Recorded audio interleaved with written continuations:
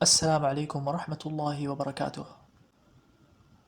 Today we will look at another mosque which was presented in Dan Gibson's documentary as one of the early surviving mosques. It's called Al-Wasit Mosque in Iraq and it was built by Al-Hajjaj ibn Yusuf al-Thaqafi. Dan Gibson listed the 12 surviving mosques from the 1st century, and then he started talking about them and showing how their Qibla do not face Mecca.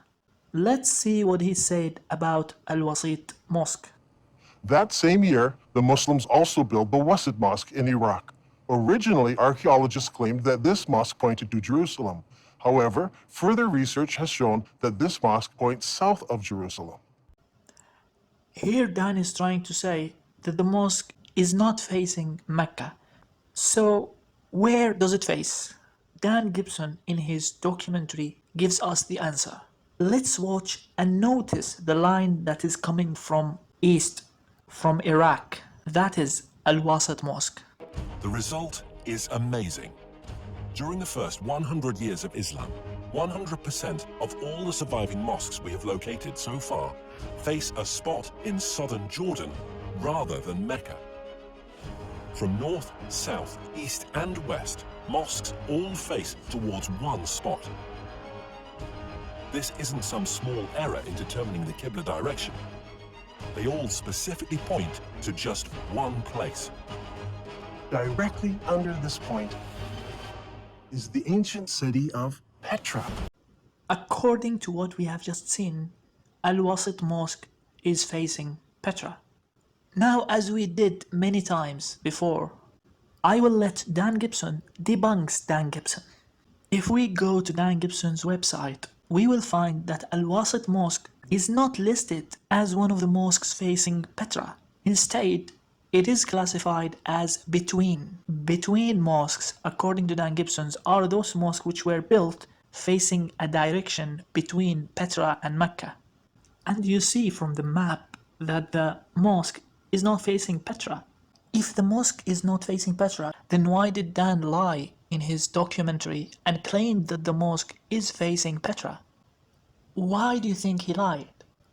Well, that's a stupid question, because his whole documentary and whole hypothesis are based upon lies. He knew that Al-Wasit Mosque did not face Petra, but he tried to create a shock to everyone who was watching. He had to find mosques from east, from north, from south, and claim that they are all facing Petra, and that this cannot be a coincidence. Now, coming back to this between mosque idea, Dan seems to suggest here that Al-Hajjaj ibn Yusuf al-Thaqafi built this mosque trying to be neutral between Mecca and Petra. But Al-Hajjaj was the general who fought Abdullah ibn Zubayr.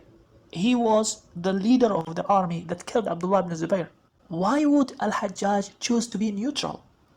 I heard Jay Smith once said that because he didn't want to make the people of Iraq angry.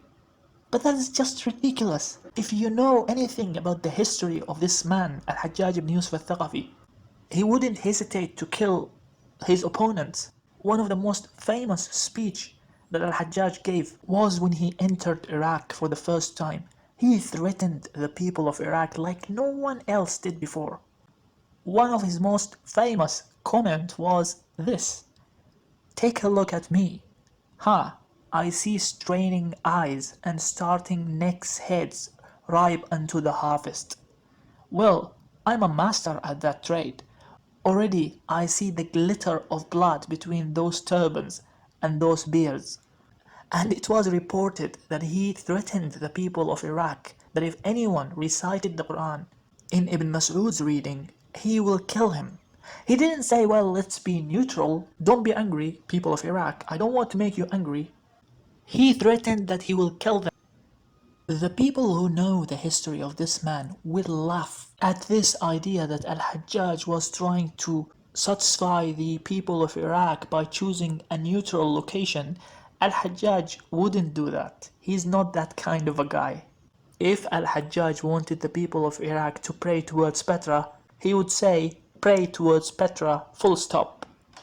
And before ending the video, I would like to remind you to subscribe to the channel and like the video if you find the content of the channel beneficial to you. And don't forget to click the notification button in order to be notified about future videos. Thank you so much for watching. Wassalamu alaikum warahmatullahi wabarakatuh.